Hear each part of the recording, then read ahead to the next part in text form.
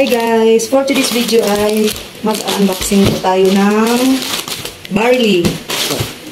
So, let's start. Open it. Parcel na barley.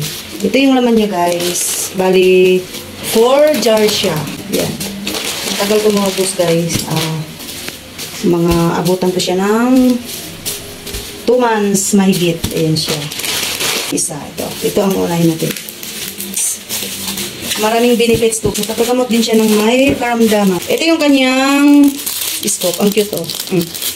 Yung guys, paano paano titimplahin. Ayan. So ito yung niya guys oh. Ayan. 100% organic. Ayan. Ayan siya guys. 100% barley crush. Ayan.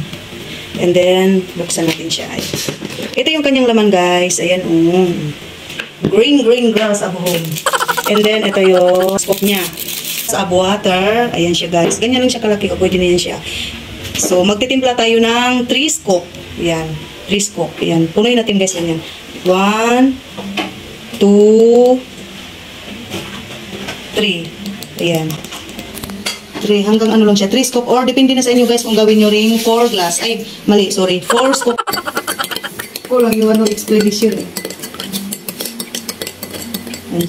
The best siya guys pag ininom mo siya yung bago ka kumain. And then after 30 minutes, pwede ka nang kumain. Almusal, tanghalian, or dinner. Bye-bye! Thanks for watching!